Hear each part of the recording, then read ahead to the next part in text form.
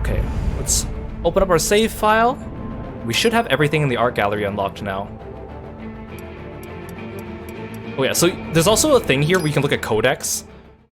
And I'm not sure if it logs only the ones you've done, or if it just by default it does all of them. But look at this. Okay. Chapter 1, Boris, has 68 codec conversations. No wonder that chapter took forever. Kevin had 43. Courtney had 57, and Doctor had 61. In chapter 1. That's so much. You could see the number going down. Chapter 2, Boris has 10. Kevin has 13. Courtney has 10. Doctor has 13. Wolf has 23. Chapter 3, Boris has 7. Kevin has 7. Courtney has 10. Doctor has 12. Wolf has 8. Chapter 4, Boris has 22. 10 for Kevin. 17 for Courtney. 10 for Doctor. 11 for Wolf. Chapter 5, 5 for Boris, 3 for Kevin, 2 for Courtney, 4 for Doctor, 3 for Wolf. There's none. Oh, there's 1 for each. Oh, no. Oh, wait, there's 2. This one's just a boss fight. There's 2 for Boris, 1 for Kevin, 2 for Courtney, 0 for Doctor. Wait, why is there just 0 for Doctor? He definitely had at least 1. That's kind of weird. I definitely phoned him during that boss fight. Maybe boss fight ones don't count. Chapter 7, 10 for Boris, 9 for Kevin, 17 for Courtney, 8 for Doctor, 3 for Wolf, 12 for Sunny. Isn't that crazy? 68 for chapter 1? They really should have spread this out more. There's a button where you can play them all in succession, so I guess if you wanted, you could just play all these back to back and leave your game for like a few hours. Which is quite funny. There's also a cutscene viewer. It's kind of cool. Especially because, like... Oh, this is for each one. Especially since the boss fight cutscenes are really cool in this game. There actually aren't as many cutscenes as I thought, because these are like the cutscenes that take place outside of the gameplay world. Like, not the codec conversations that happen between things.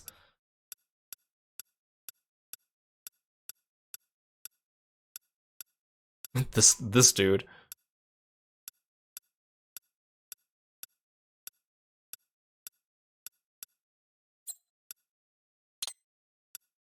Sam doesn't have as many, obviously.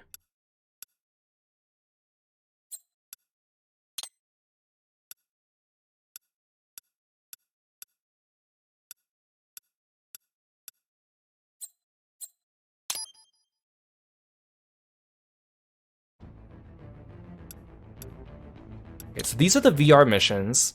20 of them you unlock through just playing the game and finding them. So like these ones are all tutorial ones. And then here are the ones we have to find. Luckily when I played through the game, I actually found all 20. But again, I'm not going to do them because some of them are fun, some of them are kind of annoyingly hard. They're really just for bragging. I think you get like achievements. And then these are the VR missions that just come with the free DLC update, which are included with the PC version of the game now.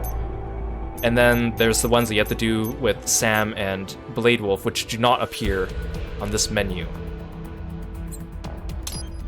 So we're not doing those.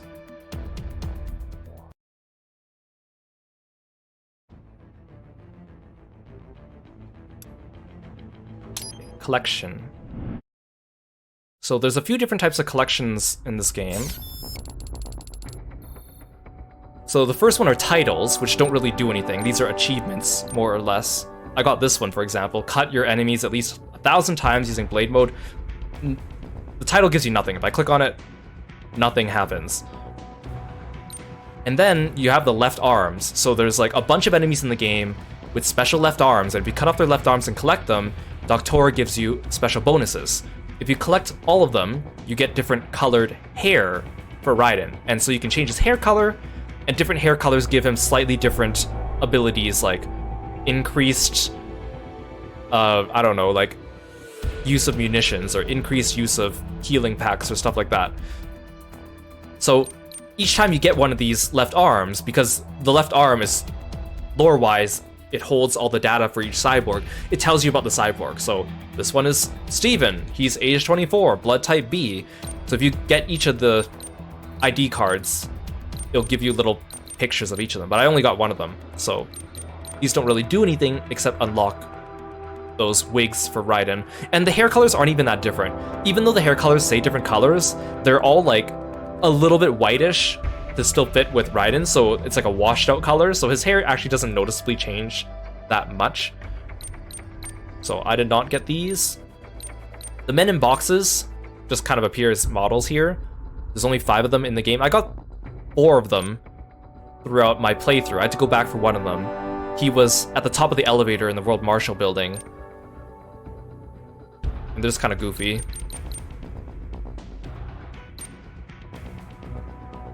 And then here are the data storage units. So there's 20 of them in the main game, and then there's a few of them you get for completing the game, and then there's a few you get for doing Sam and Blade Wolf.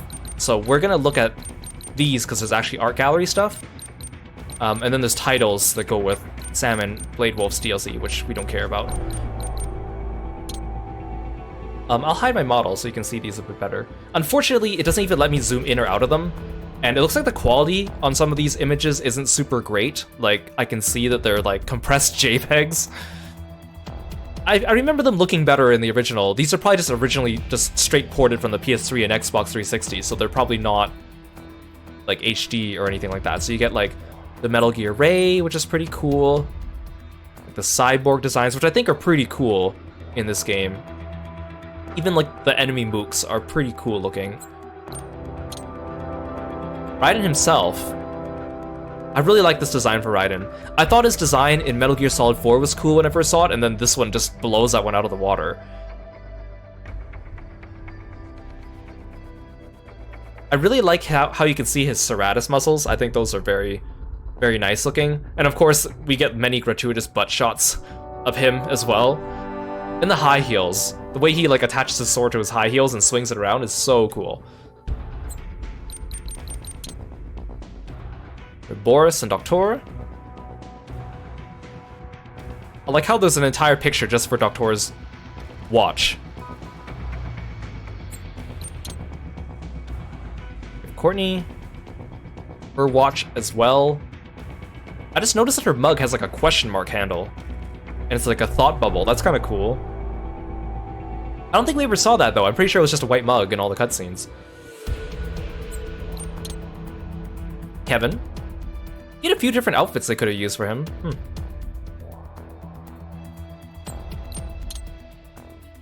Oh, these are the dinosaur enemies. The ones that house the tripod on the bottom. Blade Wolf, best boy. He definitely gets a cooler helmet once he joins Raiden. I do love his tail though. I think his tail's super cool. And the chainsaw's pretty cool too. Although the fact that he uses his tail to like dismount his machine gun and then swing it around, it's kind of an interesting choice. Mistral. She has such a fun design, especially when you see it in motion with all the hands and the tripods. I really like her design. I still keep thinking about how Doctor was able to take one look at her and determine what part of her was quote-unquote organic, but she was wearing a coat when we first saw her. So he didn't even get a good glance at her body and he was already able to tell. Yeah, Mistral's my favorite Wind of Destruction, and also I think she has the best boss theme in the game. I know a lot of people love Sam's theme or the Senator's theme or Rules of Nature. I really like Stranger I Remain. It's a really good soundtrack. She can hold so many people's drinks. Oh, this is a Grad. I wish they put a real boss fight at the end of Chapter 2, instead of just giving us a Grad, and then the Grad becomes a regular enemy afterwards. Oh, we have George. It's cool the way they detailed his artificial arm and stuff. You can see where Raiden sliced him to save him. The picture of him hiding in the sewers is actually pretty cool too. Oh, the gorilla men enemies. These guys are so annoying. Why are they simian? We'll never know. Oh, details on the swords? That's pretty cool.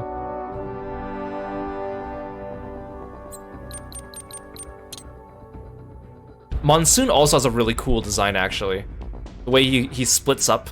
Oh, I don't like that picture of his eyes. Where instead of eyes, he has like wires coming out. I don't like that. I don't like that at all. I like how there's like butt shots too, of course. Seeing him in motion during the fight though was actually pretty cool. Being unable to slice him because he's already like pre-sliced is really, really cool. Oh, these enemies, the big dudes.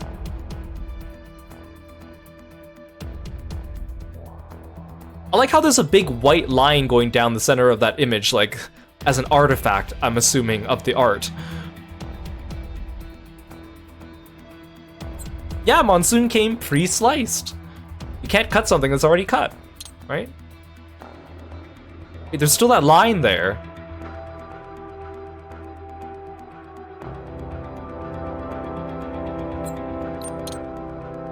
Oh, the brains. This was such a good, like, fridge horror moment.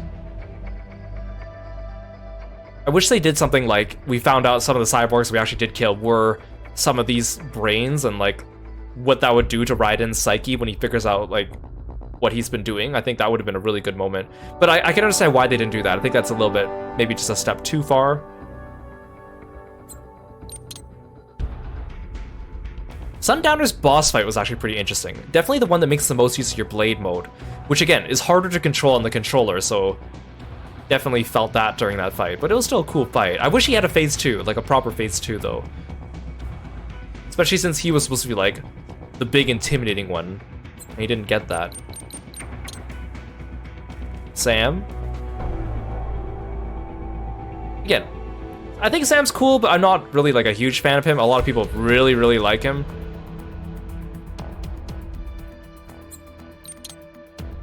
Oh, Sunny. I like all the details on things like the logo and the name tag and all those little things that don't necessarily need to be there.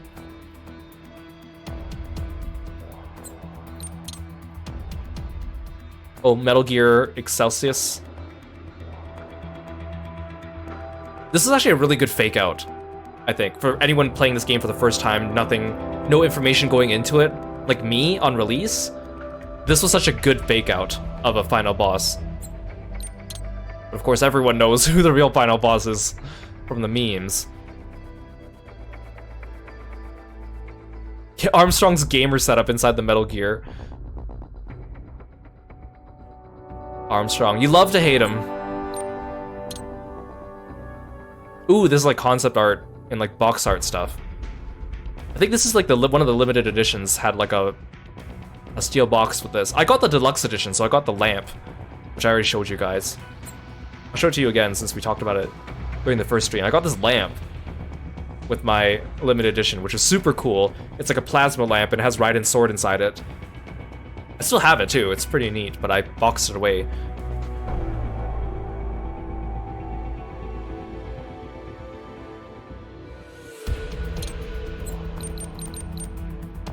Okay, and then that's the end of... So those are all the data storages that you get for the main game, including the 3 from beating the game. These are the Sam ones, so the Sam sword. I think his sword's pretty cool. The fact that it's red is very striking. Wait, why is this one included with the Sam DLC instead of the main game?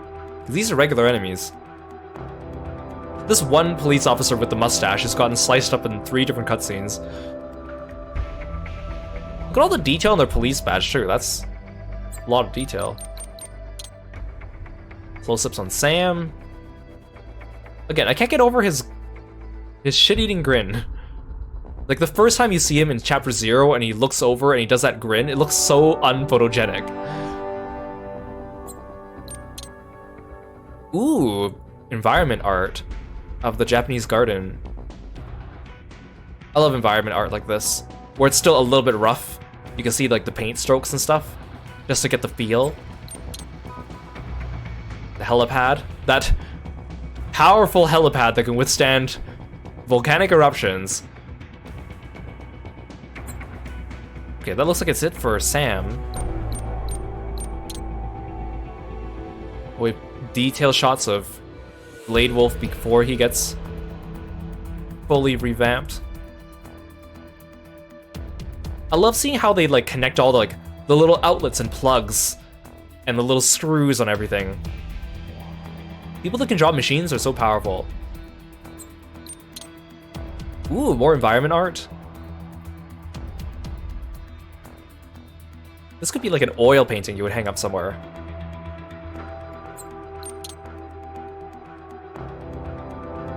They had some cool environments in this game.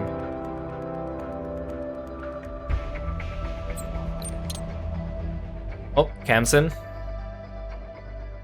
Barely see his body. You can see his, or this is nipples. You can see his nipples showing through.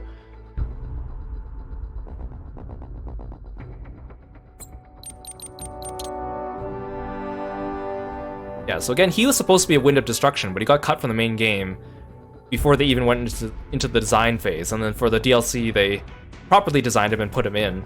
Actually, when he got like dislodged from his vehicle and you see his like lower half is just a bunch of like wire tentacles, he reminds me of the old TV show Beast Machines, which was a spin-off of Transformers, and the way they do Megatron in that I was gonna say game, in that animation, he's got like all like wire tentacles for legs.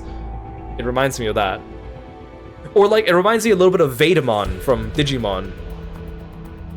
And he definitely like harkens back to James Cameron's Avatar antagonist, for sure.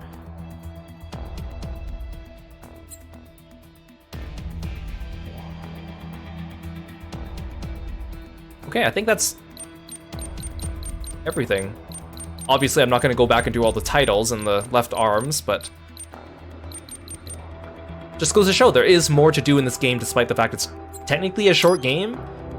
But for someone like me who just wants to get through the story and have some fun, it's pretty good. It's nice to revisit it.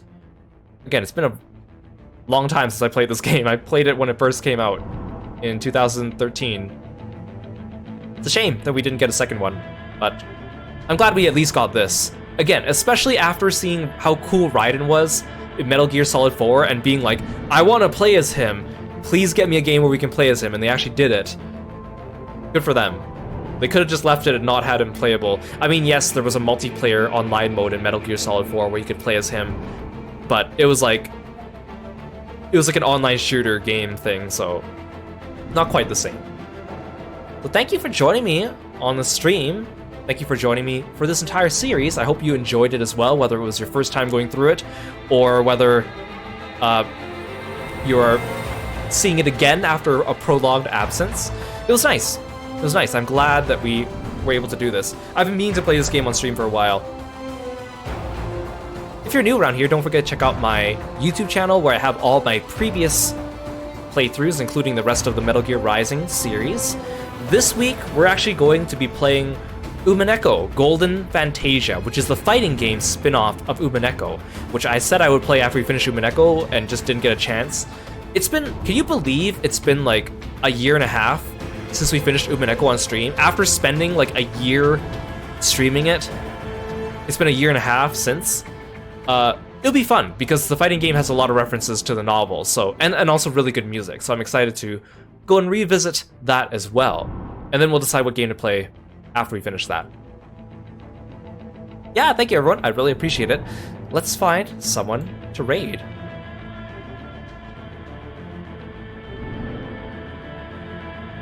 Oh, Aru's playing Astro's Playroom. Let's go say hi to him. I love Astro. Alright. Say hi to Aru for me. I'll see you guys tomorrow for some Umineko. Take care, guys. Bye, froggy friends.